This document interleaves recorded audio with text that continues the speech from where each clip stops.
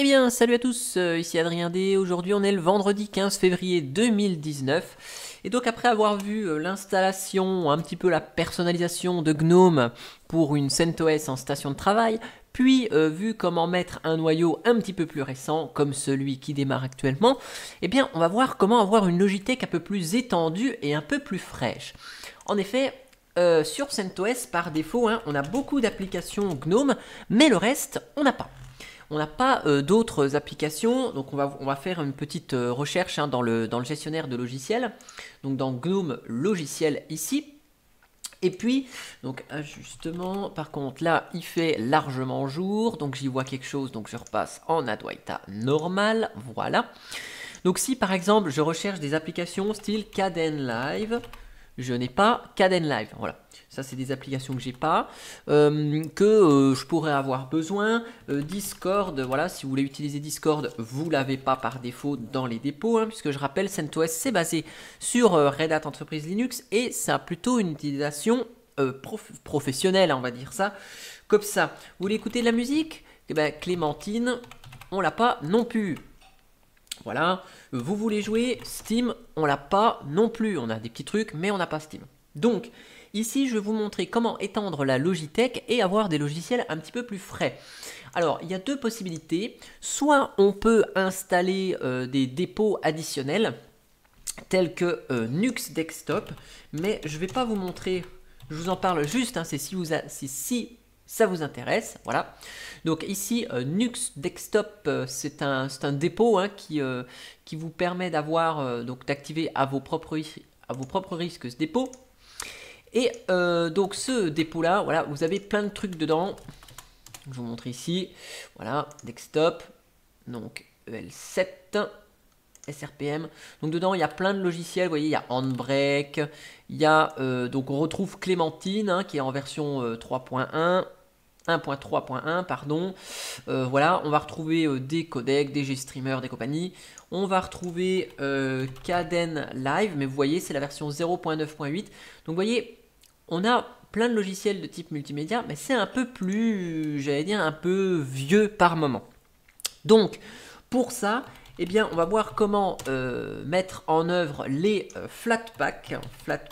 Donc, Flatpak, c'est des paquets universels qu'on peut donc mettre en service sur CentOS et ça marche honnêtement très bien. Donc, par défaut, sur CentOS, tout est installé pour le support du Flatpak. Si je vous fais un petit rpm-qa Flatpak ici, voilà, donc on voit que Flatpak est installé et fonctionnel. Donc il ne reste qu'à faire quoi? Qu'à installer le dépôt FlatHub dans lequel vous retrouvez plein de logiciels. Donc on va sur flatpak.org. Ensuite sur le site on fait Get Setup, on prend CentOS, on installe le FlatHub repository file. Voilà, on ouvre avec ça. Voilà, donc ici je fais installer. Ok. Et donc ça installe le dépôt des Flatpak. Donc avec GNOME, l'avantage c'est que en fait GNOME logiciel supporte les Flatpak. Donc ça c'est nickel. Ici, ce qu'on a juste à faire, c'est aller dans mise à jour et rafraîchir un petit coup pour rafraîchir les dépôts.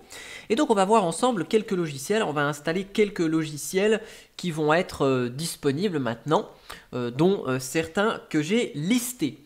Par exemple ici, LibreOffice, voilà, je vous avais montré que j'ai installé CentOS avec LibreOffice. LibreOffice, c'est une version 5.3, donc c'est un peu vieux.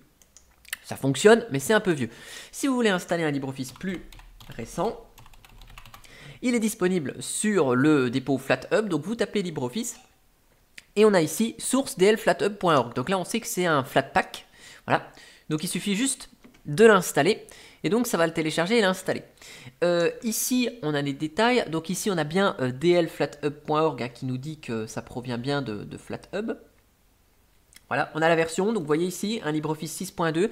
Donc l'avantage c'est que ces Flatpak sont mis à jour en ligne sur ce dépôt additionnel. Et comment dirais-je? Eh bien, on n'a pas obligé d'attendre que CentOS mette à jour LibreOffice dans ses dépôts. Donc les Flatpak, c'est vachement bien pour avoir des logiciels plus frais et plus sympas.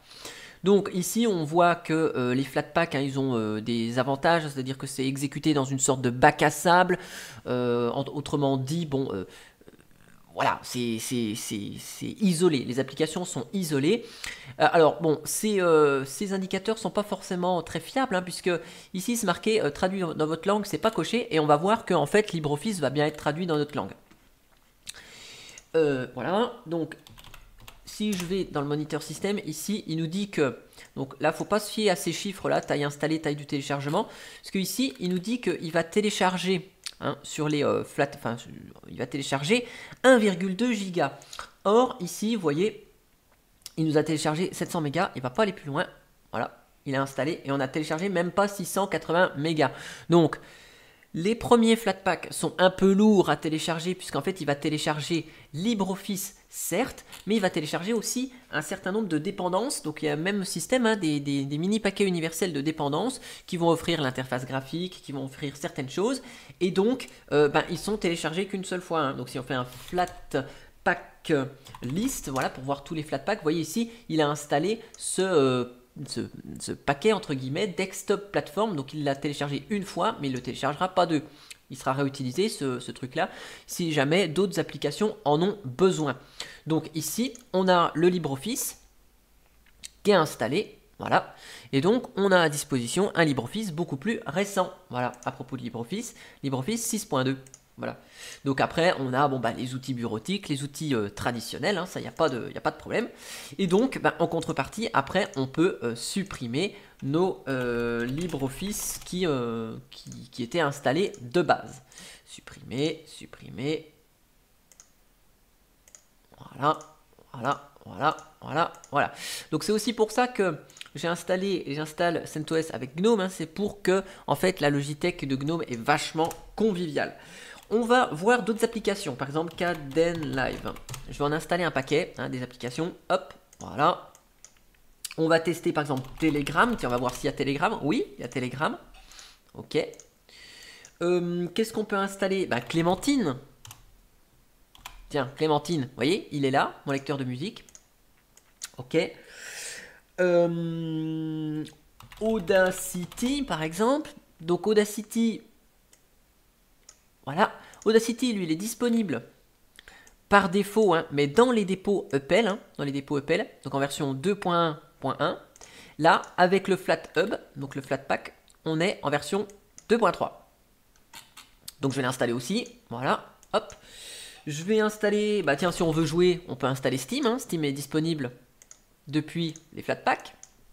Voilà. Et puis Discord, tiens, voilà, Discord, hop, je l'ai vu ici. Voilà, donc on va installer Discord, on va vérifier que ça marche aussi. Et puis, tiens, GIMP, j'ai vu un commentaire ici qui me disait « Ah, je galère à installer GIMP en version 2.10 ». Donc ici, GIMP par défaut, hein, dans les sources, c'est GIMP 2.8.22. Et ici, le GIMP en Flatpak, il est... Le GIMP en Flatpak, il est en version 2.10. Voilà, 2.10.8. Donc on va installer le Flatpak également. Et je vais réessayer d'installer Telegram parce que là j'installe beaucoup de choses en même temps. Ce qu'on va faire pour vérifier qu'on ait un support correct de la musique ou des choses comme ça, ce qu'on va faire, on va aller dans Data, Documents perso, Album musique, Bibliothèque. Je prends le premier album. Voilà. Donc ici, youp, voilà. Je vais ouvrir ici le logiciel, musique, hop, je vais faire un nouveau dossier, activate, voilà, peu importe, on prend le premier album, voilà, donc, hop, voilà, donc, voilà, je copie-colle ma musique, voilà, et donc maintenant j'ai ma musique, comme ça on va pouvoir voir en fait si oui ou non Clémentine fonctionne par exemple, et Audacity, etc. Donc, voilà, je ferme tout ça puisque tout s'est installé entre temps. Donc vous voyez, tous les logiciels que j'ai installés, des gros comme des moins gros, à titre d'information, vous voyez j'ai téléchargé 2 Go 4. pour installer LibreOffice, Kdenlive, Telegram, Clémentine, Audacity, Steam, Discord et GIMP. Bon, donc maintenant on va les tester. Donc ces applis, elles sont ici. Donc LibreOffice, on a vu. Telegram, voilà. Donc Telegram, il est là, fonctionne parfaitement bien. Voilà. Donc je vais pas aller plus loin parce qu'il faut que je mette mon numéro de téléphone. Audacity, il est là. Donc, il est ici, voilà, en version 2.3. Si j'essaye d'importer un MP3, donc le support du MP3 est fonctionnel. Donc ça, c'est cool. On a les codecs qui vont bien. Steam, il est là. Donc je ne vais pas aller plus loin non plus pour vous montrer la connexion à mon compte, etc., etc. Mais, vous voyez, Steam va se décompacter et se mettre à jour. Discord, il est disponible ici. Voilà. Donc les applis, elles marchent bien. Voilà, détection du compte. Ok. Donc là, ouais, il faut se connecter. Donc on va éviter. Très bien. Clémentine. Donc mon lecteur de musique, il est là. Voilà. Outils, préférences, bibliothèque musicale, ajouter un nouveau dossier, musique, open. Ok. Et voilà. Et ma musique, elle est là. Donc là, je vais faire exprès baisser le son pour éviter d'avoir des soucis de, j'allais dire de droit. Hein. Mais voilà, donc là, il me décompacte Steam. Vous voyez ici, la musique se lit, donc ça marche bien. Et ici, on a les notifications. Voilà, donc ici, c'est même intégré à notre GNOME par défaut. Hein. Donc c'est-à-dire que là, si je passe voilà, à la piste suivante et à la piste suivante, voilà, ça fonctionne bien. Vous voyez, j'ai les notifications qui sont bien intégrées dans le GNOME. Ici, Steam, il est en anglais. Après, il faut le mettre en français hein, dans l'application elle-même. Voilà. Donc, ici, c'est bon. Qu'est-ce qu'il fallait que je vous montre aussi? Ah oui, donc Kdenlive. Kdenlive, voilà. Donc, il est dispo ici. Donc, Kdenlive, on l'a ici en anglais. Si on essaie de le mettre en français, il est marqué en tant que français. Donc, on pourrait se dire, ah, il ne prend pas en charge la langue. Bon, le thème par défaut de Kdenlive, c'est Breeze. Bon, Breeze Dark. Donc, on peut se mettre en Breeze Light. Voilà. Par contre, Kdenlive, il est en anglais. Donc, là, en fait, il y a un petit truc à savoir, c'est que si, par exemple, certaines applications ne se mettent pas en français, c'est qu'il peut y avoir un problème de dépendance et un paquet Flatpak qui n'est pas bien installé. Donc ici, Kdenlive, on voit que il est installé en version 18.12.1 et donc il fonctionne avec Qt 5.12. Donc, le but de la manœuvre, ça va être d'installer les paquets de langue. Donc, vous faites là... C'est un petit souci qui se pose avec GNOME logiciel. Il n'a pas récupéré la langue comme il faut. Donc on peut le faire en ligne de commande avec Flatpak Remote LS pour voir les paquets en ligne hein, qui sont disponibles sur FlatHub. Je mets -A pour les voir tous, hein, donc inclure les locales. FlatHub. Si vous voulez que je fasse une vidéo sur des Flatpak, hein, je pourrais en parler. Donc pipe grep Kden -i Kdenlive, voilà. Donc ici, on peut installer le local ici. Et... mince, pas Y local. Et ensuite, vu qu'on a du Qt 5.12, il faut installer les locales de KDE. Donc c'est le KDE plateforme locale. Donc Flatpak installe FlatHub. Ça, donc on installe ça. Ici, il nous engueule parce qu'il y a plusieurs versions de KDE plateforme locale disponibles. Donc là, on lui spécifie bien le 5.12, hein, parce que je vous ai montré que c'était en 5.12 qu'on avait Kdenlive, avec un Qt 5.12. Voilà. Donc on récupère la langue de KDE plateforme en version 5.12. Voilà. Si jamais un logiciel est déjà installé, il va nous dire que c'est déjà installé. C'est-à-dire que là, on va réessayer d'installer KDE, Kdenlive local. Je suppose que c'était déjà installé aussi. Donc, hop, je vais remettre ça. Tchouk, voilà. Donc ici, on installe Kdenlive local, mais vu qu'on a déjà les langues, à mon avis, c'est déjà installé. Voilà. Et donc cette fois-ci, si on relance Kdenlive, on l'a en français. Voilà. Donc après, vous voyez ici, dans le thème, bon, on n'a que Breeze. Hein. Si vous voulez installer les thèmes Adwaita, c'est pareil. Hein. Vous faites un petit Flatpak remote ls-a pour voir tout, hein, comme ça dans le doute. Pipegrep-i Adwaita, voilà. Et donc ici vous avez les KDE Castile Adwaita, voilà. Donc si vous voulez installer le style Adwaita pour les applis KDE, c'est ce petit paquet qu'il faut installer. Hein. GNOME logiciel ne montre que les logiciels qui sont vraiment utiles et pas forcément des petites bricoles comme ça. Et pour terminer cette vidéo, donc le GIMP qu'on a installé, c'est un GIMP 2.10, voilà. Donc ici, voilà, on l'a ici, GIMP 2.10, pareil, même problème, donc dernière version, mais il n'est pas en français. Donc vu qu'il n'est pas en français, on fait un petit Flatpak, d'ailleurs avec Flatpak list, hein, on voit ce qui est installé. Et donc on voit ici qu'on a GIMP, qui est là, mais on n'a pas la locale qui s'est installée. Donc Flatpak, install, flathub, org.gimp.gimp.local. C'est bien parce que tous les paquets finissent par .local avec un L majuscule. Donc dans le doute, on l'installe ici manuellement. Voilà. Et donc cette fois-ci, on a GIMP qui est disponible. Et cette fois-ci en français normalement.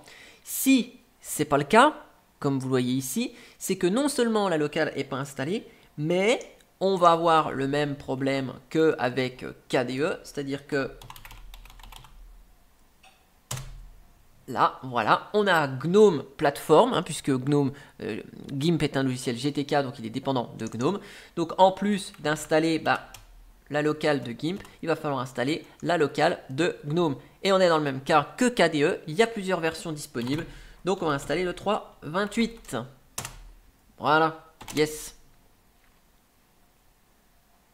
Donc ça, c'est des petits bugs que je vais essayer de voir, de remonter auprès de je sais pas qui d'ailleurs, s'il faut que je remonte auprès de... Je vais faire les tests sur Fedora. Enfin, ça vient peut-être de GNOME logiciel hein, qui ne télécharge pas les locales correctement. Il y a un petit souci de dépendance avec les Flatpak, donc je vais essayer de remonter le problème. À qui, j'en sais plus trop rien. Voilà, mais si cette fois-ci on lance GIMP, normalement il nous a récupéré les locales. Voilà, et donc on a notre GIMP 2.10 en français. En tout cas, j'espère que cette vidéo sur les logiciels plus frais pour CentOS vous aura plu avec les Flatpak. Et moi, je vous dis à bientôt pour une prochaine vidéo de la série. Allez, ciao ciao!